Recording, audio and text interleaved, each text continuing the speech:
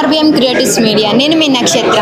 మనం చూస్తున్నాం కదా, గత కొన్ని రోజుల నుంచి ఆంధ్ర పాలకులు ఎవరైతే రాజకీయ పాలకులు ఉన్నారో తెలంగాణని కించపరిచి మాట్లాడడం, అది చాలినట్టుగా మన పవన్ కళ్యాణ్ ఇప్పుడు తెలంగాణలో సభ పెట్టబోతున్నారు.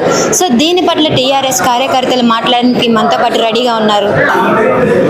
సో అంటే పవన్ కళ్యాణ్ గారు ఇక్కడ మనకి సభ పెట్టబోతున్నారు. సో దేనికి అంటే తెలంగాణ వాళ్ళని కించపరిచి మాట్లాడింది కాక ఇక్కడ సభ పెట్టి ఏం నిరూపించాలనుకుంటున్నారు? ఇప్పుడు వాళ్ళ పరిస్థితి ఎట్లుందనంటే మొత్తము ఆడ పాలన చేయడానికి చేతనెత్తలేదు.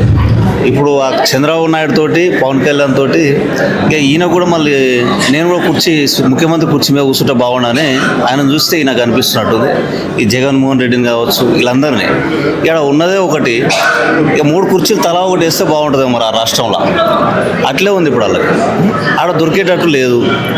ఆయన బీజేపీ తోటి పొత్తు పెట్టుకొని ఇక మొత్తం లోపల తెలంగాణలో ఏదో చేద్దామని అనుకుంటున్నాడు. కానీ ఇలా మరి తెలంగాణలో ఉద్యమకారులు అమరవీరుల కుటుంబాలు ఇలా అనేక మంది విద్యార్థి నాయకులు ఇలా చేతగా దద్దమ్మలు ఏమి కాదు. ఆయన ఇక్కడికి వచ్చి నవ నిర్మాణం కాదు, ఒక్క అడుగు కూడా వేయలేడు.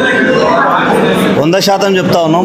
ఇందాక మా అధినేత్రి తెలంగాణ రక్షణ సేన పార్టీ అధినేత్రి కూడా చాలా స్పష్టంగా చెప్పింది. ఏం చెప్పిందని అంటే ఇలా నిజంగా దాదాపు 13 ఏళ్ళు అవుతుంది రాష్ట్రాలు విడిపోయి.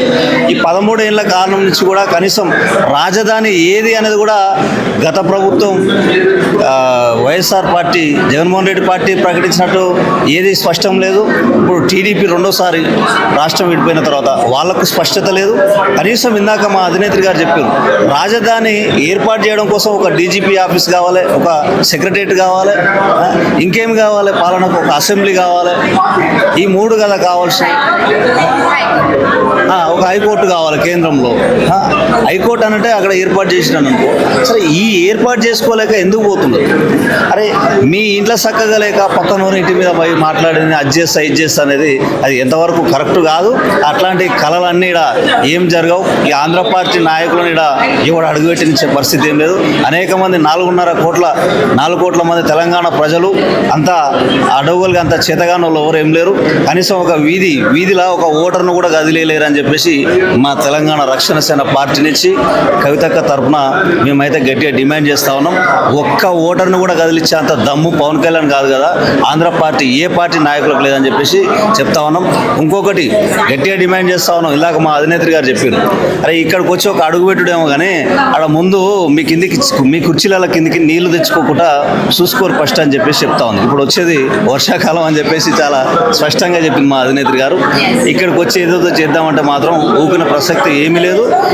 ఎంత చౌటలంటే ఎంత చేతగాని దద్దమ్మలంటే వాళ్ళకు అవకాశం ఇవ్వడం కూడా ఇలా ఈ కాంగ్రెస్ పార్టీ నాయకులు కావచ్చు, ప్రభుత్వం కావచ్చు, రేవంత్ రెడ్డి కావచ్చు, ఇలా ఆంధ్ర పార్టీ నాయకులను తీసుకొచ్చి విగ్రహాలు పెడుతున్నారు. మరి ఇక్కడ ఉన్నటువంటి నాయకులను ఒక్కరినైనా అక్కడ పెడుతున్నారా అని చెప్పేసి ఇందాక కూడా మా అధినేత్రి చాలా స్పష్టంగా చెప్పడం జరిగింది.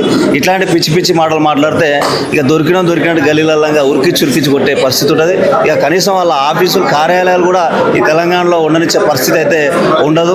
ఖబర్దార్ పవన్ కళ్యాణ్ ఇట్లాంటి మాటలు తెలంగాణ అస్తిత్వం మీద మాట్లాడితే తెలంగాణ ప్రజల జోలికి వస్తే బాగుండదని చెప్పేసి టీఆర్ఎస్ పార్టీ నుంచి అయితే హెచ్చరిక జారీ చేస్తా ఉన్నాం.